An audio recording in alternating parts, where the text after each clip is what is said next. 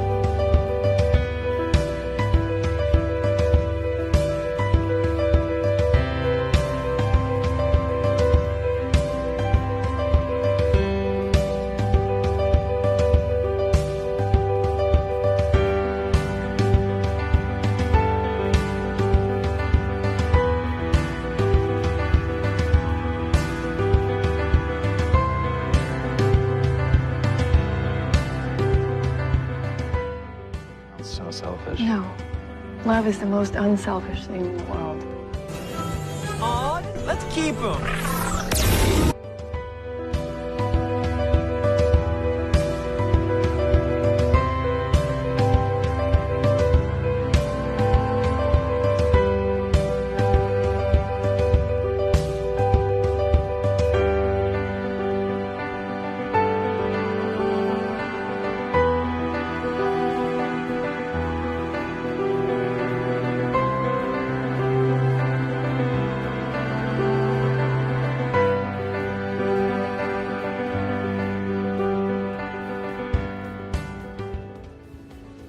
Everywhere I go, I see his face. Oh, that's okay. I should probably get started on our neglected wedding plans. It's gonna take me forever to get to this binder, so.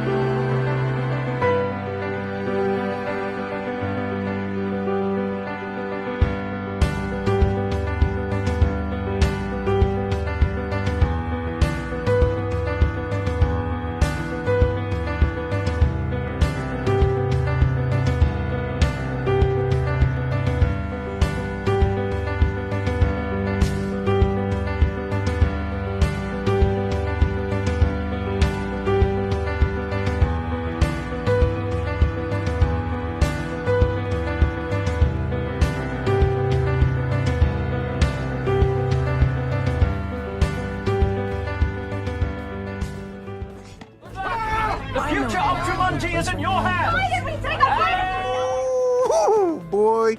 Woo. Okay, walk this one off.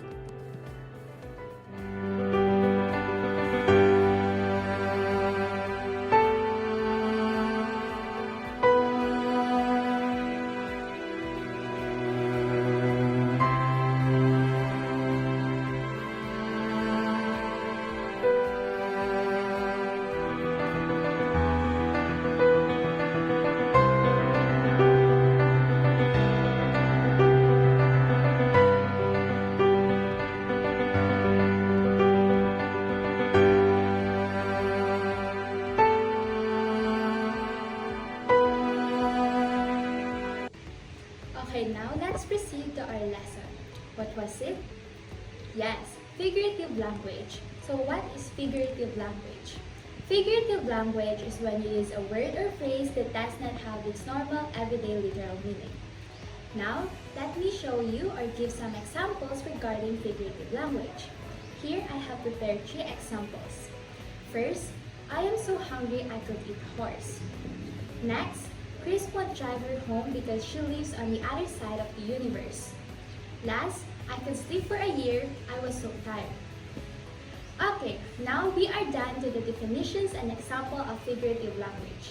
That is why we will now proceed to the types of figurative language where it shows the simile, metaphor, personification, hyperbole, idiom, and alliteration. Once again, I am your teacher, Beverly. Are you having hard time understanding figurative language? Don't worry. In every sentence of figurative language, there's always a context clues. So, what are context clues? Context clues are hints or suggestions that helps readers understand the unfamiliar words and phrases. These clues can be found in the surrounding text, phrases, or even in the entire text. For example, I am so hungry I could eat a horse. This phrase uses a figure of speech, whereas it literally means he or she is really hungry. Okay, I'm going to give another example. I am so tired I could sleep for a year. The phrase I am so tired is the context clues, while the I could sleep for a year is the figurative language. So remember, in every sentence of figurative language, context clues helps readers understand that the phrase are not meant to be taken literally, but rather is used to convey a strong feelings or emotion. Again, I am teacher CJ. And now let's discuss the types of figurative language. Number 1 is simile. What comes to your mind when we say the word simile? It is a type of figurative language that describes something by comparing it to other things with the use of words like or as. Number 1 example is, he is as busy as a bee. Number 2, he runs like a cheetah. And number 3, she sings as sweet as a bird. And that's the meaning and example of simile. Let us now move on to the second type of figurative language, which is metaphor. When we say metaphor, it is a type of figurative language that makes comparison between two unlike things, and they usually use the words is or are. Number 1 example, she is a ray of sunshine. Number 2, lions are wild. And number 3, life is a puzzle. And that's the meaning and example of metaphor. And the rest of the figurative speech will be discussed by Teacher Kevin and Teacher Alexis. I will discuss the personification. What is the personification? The personification giving human qualities to non-human things. I have 2 examples of personification. First, the sun is much down on us. Second, the wind whispers secrets in my ears. And the next topic is hyperbole. What is the hyperbole? The hyperbole is the massive exaggeration. I have 2 examples of hyperbole. First, I'm so hungry I could eat a whole elephant. Second, this line is moving slower than a snail. Before I start with my discussion, I am once again your teacher Kevin, and I will be discussing the last 2 types of figurative language, namely idioms and alliteration. So, when we talk about idioms, It's all about a phrase with a figurative meaning that differs from its literal meaning or definition. Let's say, for example, it is raining cats and dogs. It doesn't mean that it is raining cats and dogs, but it is raining heavily. Another example is break a leg, which means good luck and not literally breaking a leg. Alliteration, on the other hand, refers to the repetition of constant sounds in words that are grouped together. It is a literary device that creates a rhythmic effect in language. Let's say, for example, she sells seashells by the seashore. In this example, we can say that all of the words have a similar sound of S. So that's it for the last two types of figurative language. Thank you for listening. Okay, class, we talked about figurative language, right? Do you have any clarifications or questions? Okay, let's recall first what is figurative language we discussed. Again, figurative language uses non-literal meanings. Meanwhile, context clues can help to understand the unfamiliar words and it serves as a hint. What else does anyone remember and think about our discussion? Okay, so the rest are personifications, which gives human traits to non-human. Hyperbole gives extreme exaggerations. Idioms, which gives a direct comparisons. And alliterations, which gives a consonant sounds. And that's sum ups of our discussions. Let's now proceed to our fun activity. The rules is simple. I will give an examples and you will identify what figurative language it is. Firstly, the gray clouds cry drops of rain. What figurative language it is? Next, she is a sweet sugar. What figurative language it is? That's right. It is good that our discussions remains with you. Okay, very well, children. So to measure your understanding, we will be having your quiz. The type of quiz that you will be having is multiple choice and sentence construction. I will only repeat the questions and choices twice, so listen carefully. Let us now proceed. So, number 1. Which of the following is an example of a simile? A. The wind whispered through the trees. B. Her smile was as bright as the sun. C. Time is a thief. D. The stars dance in the night sky. Again, I'll repeat. Which of the following is an example of a simile? A. The wind whispered through the trees. B. Her smile was as bright as the sun. C. Time is a thief. And D. The stars dance in the night sky. Okay, so number 2, let us proceed. What type of figurative language gives human qualities to non-human things? So A. Metaphor. B. Hyperbole. C. Personification. And D. Simile. Again, what type of figurative language gives human qualities to non-human things? A. Metaphor. B. Hyperbole. C. Personification. And D. Simile. Number 3. I'm so hungry, I could eat a horse is an example of A. Simile. B. Hyperbole. C. Metaphor. Or D. Onomatopoeia. Again, I'm so hungry, I could eat a horse is an example of A. Simile. B. Hyperbole. C. Metaphor. Or D. Onomatopoeia. Next is number 4. Which sentence contains an example of a metaphor? A. His words were music to my ears. B. The leaves were as colorful as a rainbow. C. The cat meows loudly in the alley. And D. She sings like an angel.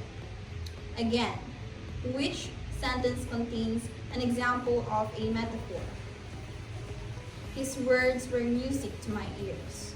B. The leaves were as colorful as a rainbow. C. The cat meows loudly in the alley. And D. She sings like an angel. And lastly, in multiple choice, we have which type of figurative language uses exaggerated statements not meant to be taken literally? A. Hyperbole. B. Simile. C. Idiom. D. Alliteration.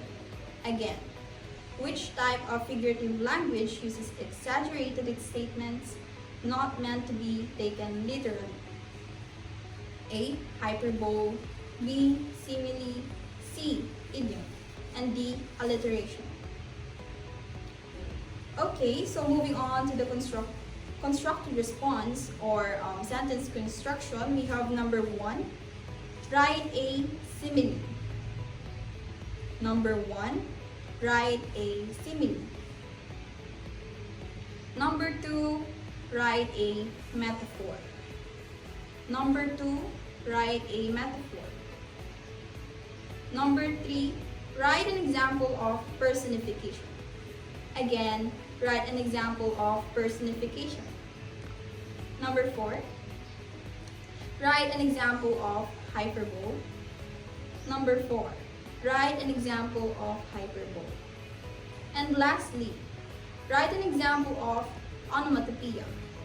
Write an example of onomatopoeia. Okay, so is everyone done? Kindly pass your papers and I'll be the one checking that. Okay, pupils, so to fully assess your understanding about the figurative language technique, I'll be giving you an assignment to be passed in our next meeting. So listen carefully and take down notes about my instructions.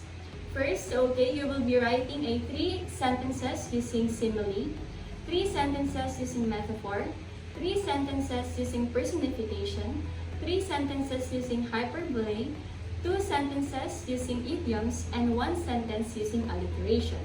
But that doesn't end there, because you will be choosing one of your basic sample that you have provided, and you will make a short story about it that can be related to yourself, because you will discuss it in our class next meeting. Okay, pupil, make sure that your English notebook has your name on it, because you will submit it to me after you present your assignment in the whole class. Do you have any questions or any concerns, class? If none, that ends our class for today. Thank you and goodbye.